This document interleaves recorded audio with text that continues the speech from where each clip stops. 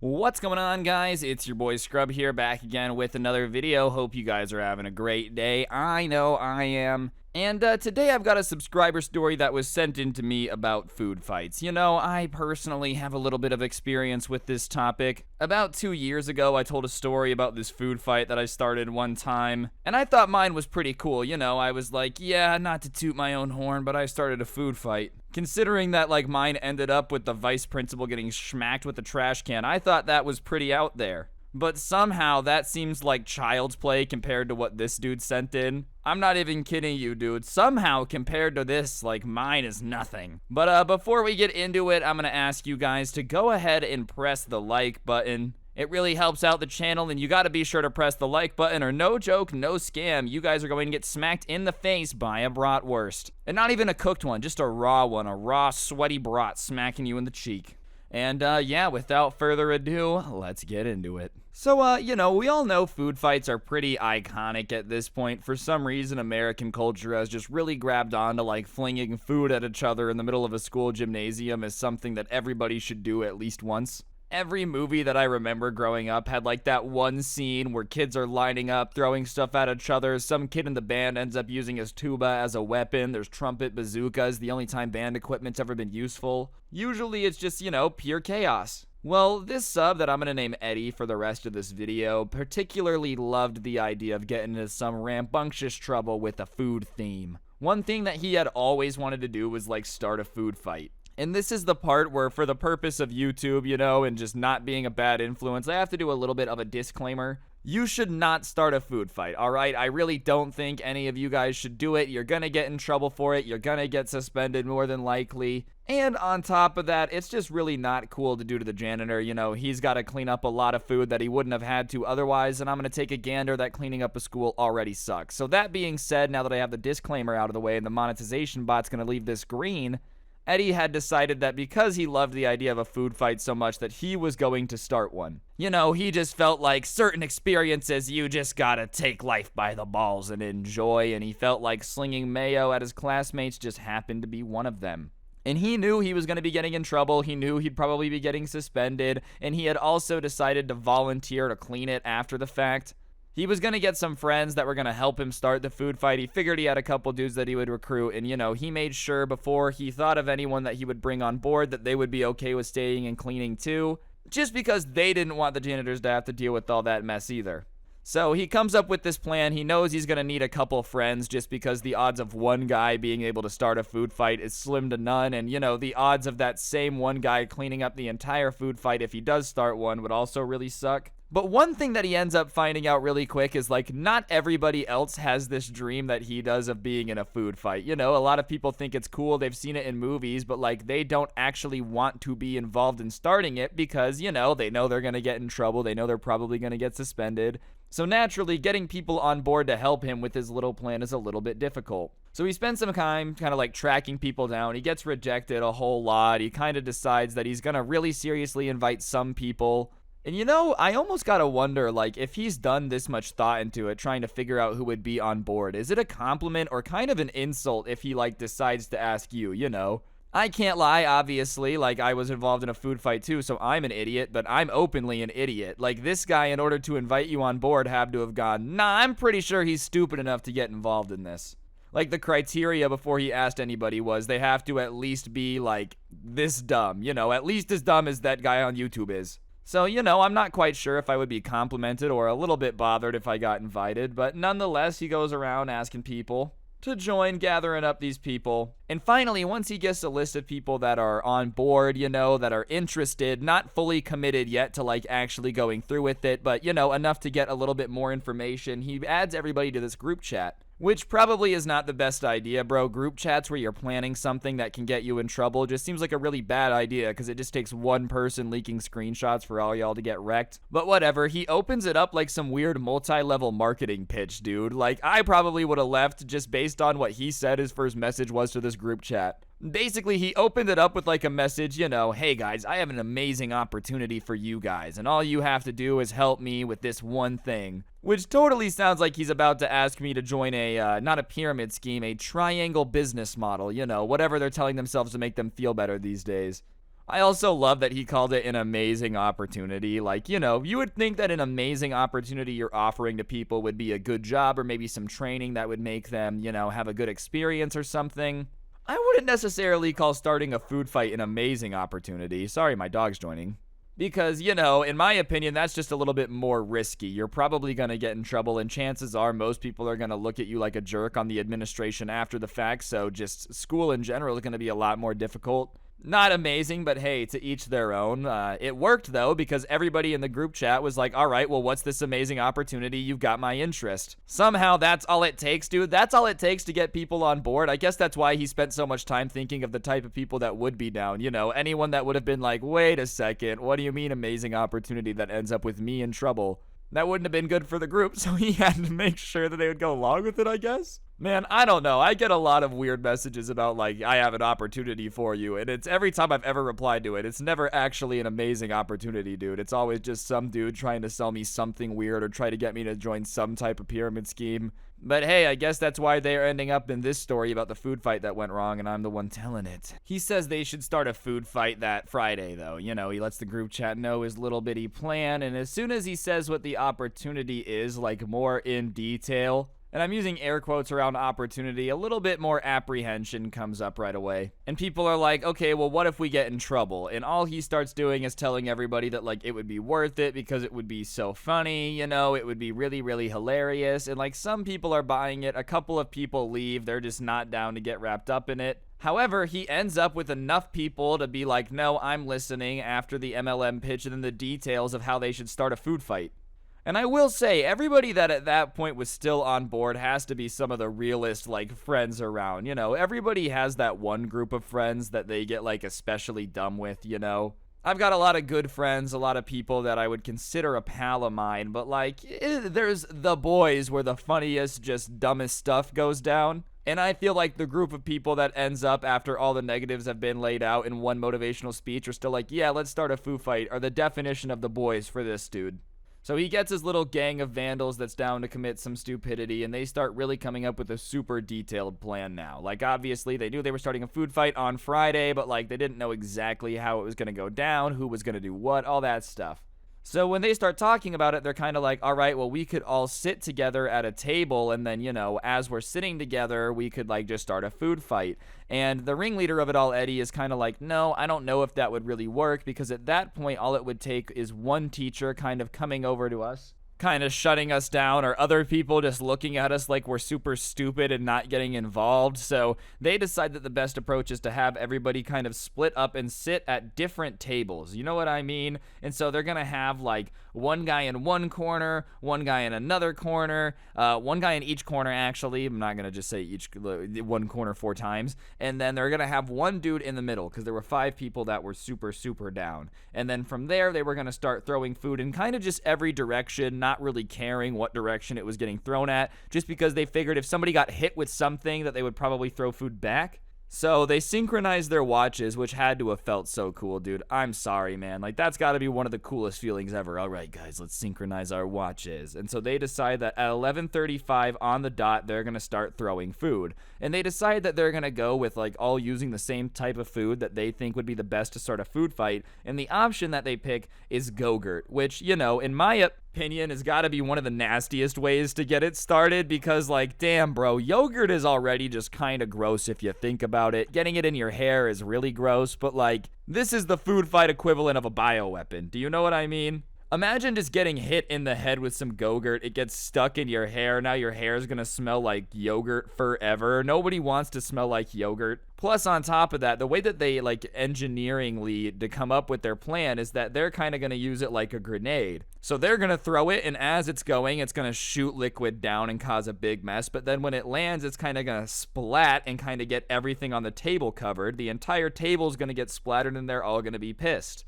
So basically, they find out that a Gogurt is the basic, like, grenade version that they're going to use in this scenario. And it's also really easy to keep a ton of them in your backpack. Like, really, really incredibly easy. Anyways, Eddie, the ringleader of this all, they're like, all right, I'm down, fine, but I'm not paying for the yogurt. Like, that's the one thing. I'm not going to pay my own money to get the supplies that I'm going to get in trouble for. Like, if I'm going to be an idiot and get suspended for somebody else, they got to pay for it. So Eddie goes to the grocery store and just starts buying tons of Gogurt to the point where he has a shopping cart that's like full of Gogurt boxes. And when he went to check out, I just want to know what the cashier was probably thinking. Probably that he's just a weirdo with like a yogurt fetish or something. I'm not gonna lie, when I worked at a grocery store for a couple years, I was always judging what people were buying. I wasn't a cashier, but if I was bagging groceries or walking by somebody, they had some weird stuff, I definitely took note. So that when this dude walked up with a cart full of nothing but Gogurt, her thoughts had to have been like, oh boy, I don't know what this guy's up to, but all I know is his parents are gonna be disappointed in it. And out of any type of yogurt you could take a cart full of, it's like Gogurt, like out of any of them, Not even a variation of yogurt. You can't even be like, I own a restaurant. Like, what possible excuse could you possibly have for having just a cart full of Gogurt? I really enjoy handing out free yogurt. Like, that's a little creepy, too. There's no way out of this without seeming weird. That's just what it is. Anyways, he gets all the Gogurt, and the next morning before school, they meet up, and everybody gets 3 boxes of the stuff. So they had 15 boxes of it. Everybody gets some, and they end up taking it out of the boxes to the point where it's just kind of like the loose sleeves, and it kind of looks like machine gun ammunition, but if it was yogurt, and they just kind of stuff it in their backpack. They hadn't brought any real school materials that day. They were just kind of planning on using their backpacks to store all this stuff until lunchtime. So they fill up everything. The Gogurt edition JanSport is a go. Probably felt pretty cool on their back, either like a waterbed, maybe a little bit of a massaging action of all the Gogurt conforming to their back. You never know. And the brave souls get ready for it. Their mission to go down in history as making the food fight. I don't know. You don't really go down in history that much. I don't think anyone really remembers you. Anyways, lunch ends up coming, and everybody goes to their tables where they're going to be sitting until the food fight starts. Everybody's chilling. And 5 minutes before everything's supposed to go down at 11:30, someone ends up texting the group chat, and they say that the entire table that they're sitting with is going to help them throw the Gogurt. They're down to do it. So, all 6 people at the middle table where that kid are sitting, they're going to help, which honestly just makes it even more likely that this is going to work, because if they're just throwing yogurt in every direction from the middle of the lunchroom, it's hard to tell where it's coming from, and it's just going to help to have a lot more hands helping, you know what I mean? So they're all pretty excited about that. And after that, it kind of goes radio silent, and everybody's just saying their Hail Marys, getting ready for the D-Day of food fighting. And then it happens, dude. It's 11:35, and from the left corner of the lunchroom, the first tube of Gogurt just starts flying. And as it's kind of spinning through the air, they had ripped the tops off, and it's dumping yogurt onto all the tables and everybody in its path, and then one from another corner, and pretty soon, they're just flying through the sky. The sky is filled with Gogurt tubes just going everywhere, dude. And it wasn't really like they were aiming. Their goal was to just affect as many tables as humanly possible. So, ripping them open and tossing them just as far across the lunchroom as they can. I would compare it to kind of trying to fish with a hand grenade. You don't really care where the grenade goes. You're just trying to drop it off the boat because it don't really matter. You're hitting something. The sky looks beautiful, dude.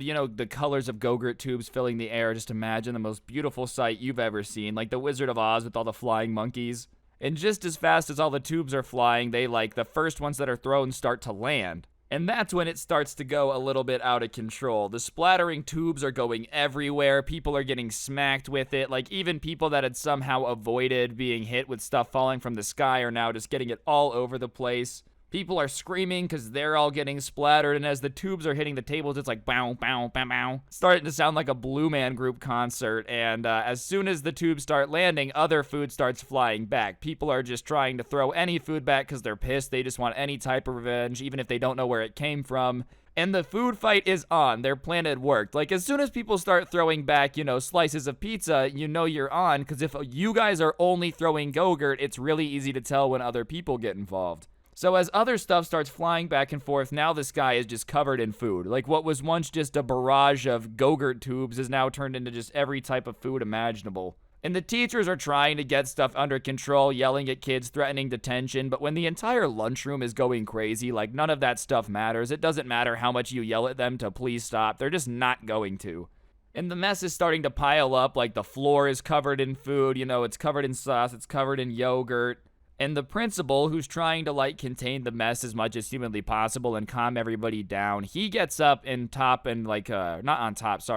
of the gymnasium, at the top of it if it was in a map. And as I said, it's kind of laid out like an auditorium, so they had this little stage up there with a microphone where they could do announcements, tell people to leave, all that stuff. And he hops on and makes this announcement about how, everybody needs to stop doing this in his cafeteria or it's going to be a problem. And keep in mind, he said, don't do this in my cafeteria. And those exact words were probably the biggest mistake he could have possibly made. I don't think he really had any way of knowing it at the time, but he just sealed his fate to a mess much bigger than could be contained, So somebody, when they hear that's not with the original group, by the way. Like, this guy's just kind of somebody who's been throwing food and isn't really involved directly with them, says, okay, if he doesn't want it in the cafeteria, let's go to his office then.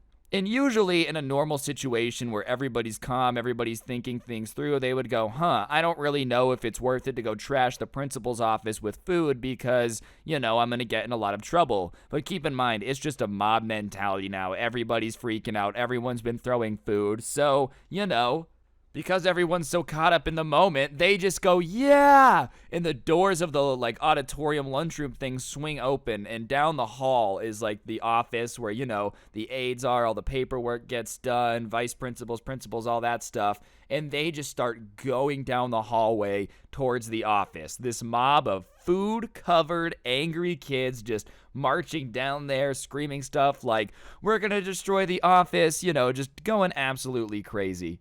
And obviously, as they're going down the hallway, teachers are kind of looking out, classes that are going on and looking out, and they're trying to stop them like teachers are, but the kids aren't listening, and even some kids from the classroom start joining them. And they burst into the office, scare the absolute crap out of the secretary who was expecting to have, a quiet little lunch hour. Now there's just a mob of screaming kids there. And they just start throwing food that some of them still had. Not the Gogurt gang. At this point, they're not throwing anything. They're just caught up in the chaos. They're in the office, though. People start throwing everything that they have. They start breaking stuff. They just going bananas in the office. All because the principal said, oh, don't do this in my cafeteria. And technically, they listened to him. They weren't doing it in the cafeteria anymore. And it doesn't matter how many teachers come in and yell. It doesn't matter the secretary yelling anything. The mob is just going crazy. Every adult's trying to stop them, but the office is just getting destroyed. And they're kind of in the front room as the office. But as the mob kind of keeps coming in from the lunchroom, it just keeps coming and coming. They get pushed deeper and deeper into that front office. And pretty soon, literally everything is filled.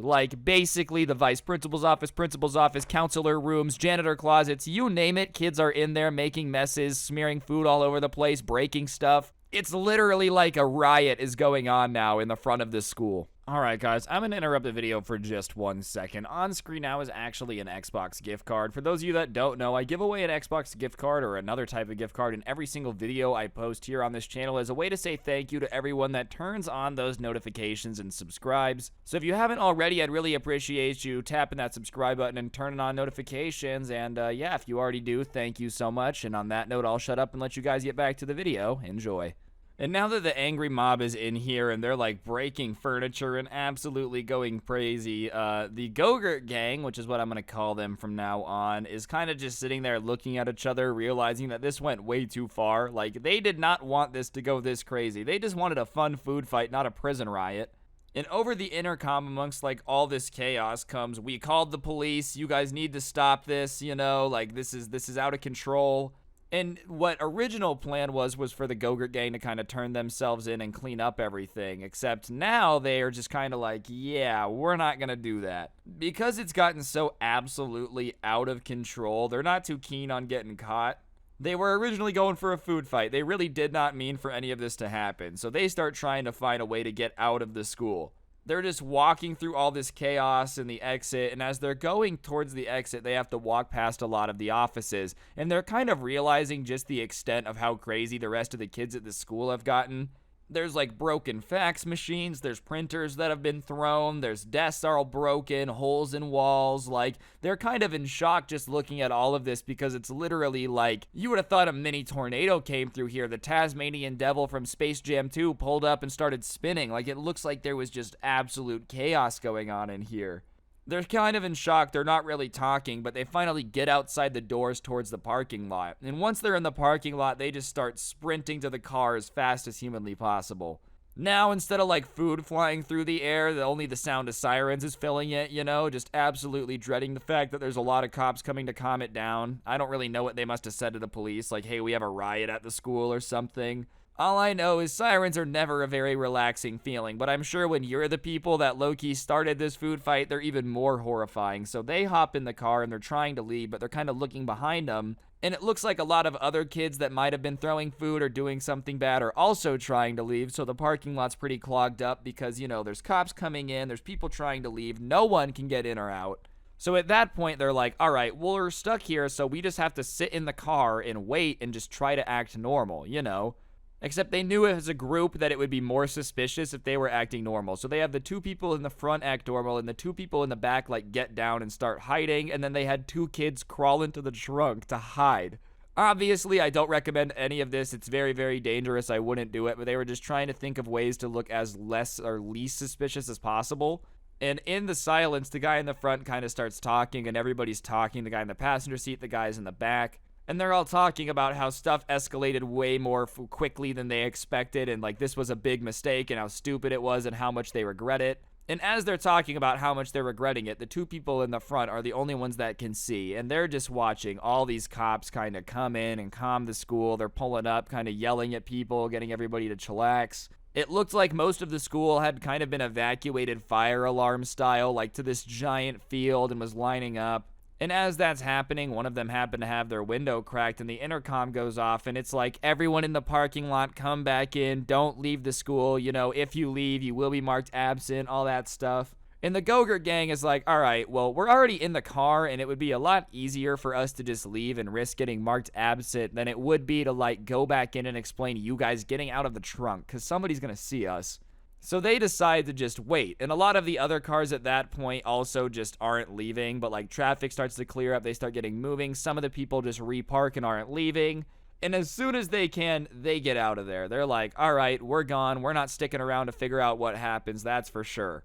And the most surprising part about all of this is usually when I get these stories at the end, it's like, da-da-da, somebody couldn't keep their mouth shut and we got in trouble, but apparently, as far as I can tell from what they sent in, Eddie and his boys have not gotten in trouble. I think the key to that is just keeping your mouth shut, you know? Like, don't go around bragging to everybody that you were the guys that started the food fight that destroyed the office, because somebody's going to turn you in to try to get, like, you know, a grade boost or something. If you guys just know that you guys started the food fight and you're cool with just keeping that between you guys, then by all means, chances are it's a lot less likely to get you in trouble.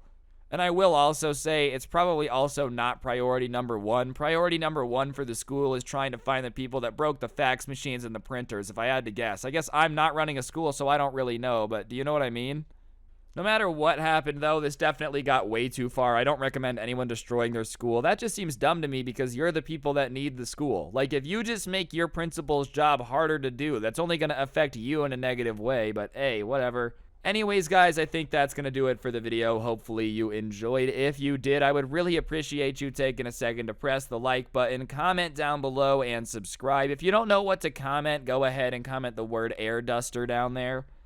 It helps the video do better and hit recommended. Also, while I got your attention, I ended up starting up a little bit of a shorts channel so I can just post, you know, minute-long videos, story times in shorter format, all that good stuff on there. I'll put a link to that in the description. And other than that, you can also get yourself some of the merch on screen now. It's pretty cool if you ask me. That can also be found down there.